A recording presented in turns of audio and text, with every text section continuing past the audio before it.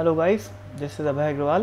Question number 30 solve करते हैं, chapter number 17 की एक्सरसाइज का, है ना।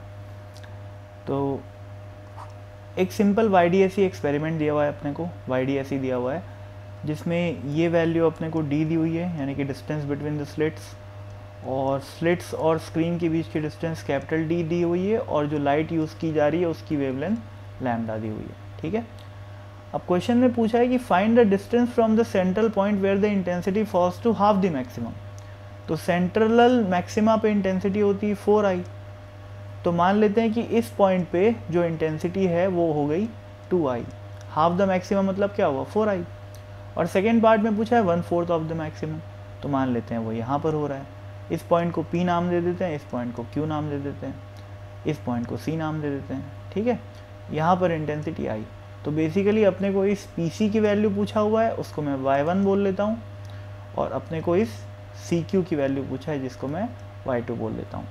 और अपने को पता है यहाँ कहीं पर क्या बनेगा, मिनिमा बनेगा, और मिनिमा पे इंटेंसिटी क्या होएगी, 0 होएगी। ठीक है, तो बेसिकली मैक्सिमा से लेकर मिनिमा तक जो इंटेंसिटी के जो वेरिएशन रहेगा वो कैसा रहेगा, 4i से लेकर 0 तक। और अपने को उन दोनों पॉइंट्स की लोकेशन बताना है जहाँ पर इंटेंसिटी 2i हो और जहाँ पर i हो। तो फर्स्ट पार्ट की अगर मैं बात करूँ तो इंटेंसिटी 2i होने के लिए फेज डिफरेंस कितना चाहिए। सपोज करो एक लाइट गई ऐसे, एक लाइट गई ऐसे।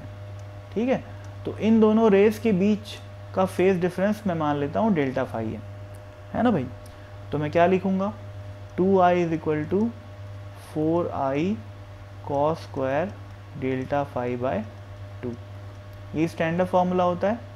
आई net is equal to 4i cos square delta phi by 2 कब वैलिड होता है ये, जब दोनों लाइट सेम इंटेंसिटी i और i की हो और फेज डिफरेंस दोनों के बीच में क्या हो, डेल्टा फाई हो। ठीक है, इसको सॉल्व करोगे तो देखो क्या आएगा, ये 1/2 बन जाएगा, है ना। तो cos square delta phi by 2 की वैल्यू 1/2 आई, तो कॉस फाई बाय 2 की वैल्यू कितनी आएगी, 1/√2। तो फाई बाय 2 की वैल्यू कितनी आई, 45 डिग्री।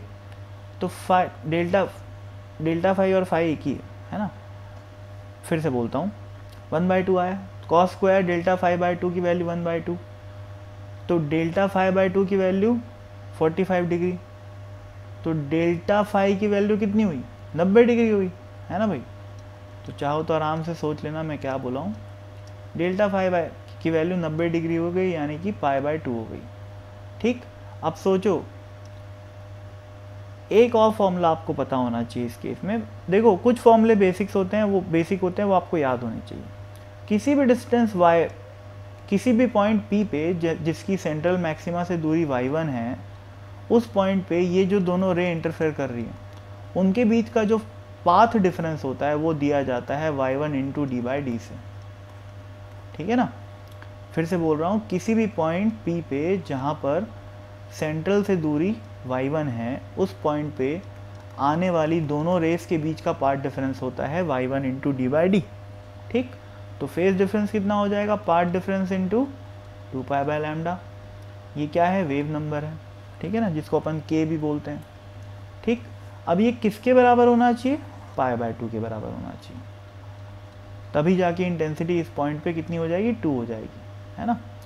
तो देखो भाई, इसको सॉल्व करोगे तो इससे आपका जो y1 की वैल्यू है वो आ जाएगी d/d इंटू 4। ये आ गया तुम्हारा y1। ठीक है, पार्ट बी सॉल्व करेंगे तो यहाँ पर अपने को नेट इंटेंसिटी कितनी चाहिए, i चाहिए। तो i should be equal to what, 4i cos square delta phi by 2। अब ये कितना हो जाएगा, 1/4 हो जाएगा। Cos square delta phi by 2 की वैल्यू 1/4 हुई, इसका मतलब कॉस डेल्टा फाई बाय 2 की वैल्यू कितनी हुई, 1/2। इसका मतलब डेल्टा फाई बाय 2 की वैल्यू कितनी हुई, 60 डिग्री, क्योंकि कॉस 60 होता है 1/2। तो डेल्टा फाई बाय 2 की वैल्यू 60 हुई, तो डेल्टा फाई की वैल्यू क्या हुई, 120 हुई। इसको भी आराम से सॉल्व कर लेना सुन के, नहीं समझ में आया तो 120 को मैं लिख सकता हूँ 2π/3। ठीक, यानी कि इस इक्वेशन में मैं, फर्स्ट पार्ट तो हो ही गया है ना, तो इसको मिटा देता हूँ। इस इक्वेशन में मैं इस π/2 की जगह क्या लिख दूंगा भाई, 2π/3 लिख दूंगा। ठीक, 2π कट, और इससे अच्छा इसको y2 करना पड़ेगा, है ना। तो y2 की वैल्यू क्या आ जाएगी इससे, D lambda by small D into 3। ये हो जाएगा सेकेंड पार्ट का आंसर। ठीक, एकदम सिंपल क्वेश्चन है, बस दो चीज़ पता होनी चाहिए कि I net is given by 4i cos square delta phi by 2, और दूसरी बात ये पता होनी चाहिए कि किसी भी डिस्टेंस y पे जो पार्ट डिफरेंस होता है वो होता है y डी बाई डी। ठीक, तो इन दोनों जानकारी से आप सॉल्व कर सकते हो, है ना। कुछ खास कॉन्सेप्चुअल इस क्वेश्चन में है नहीं, है ना। तो बाय बाय।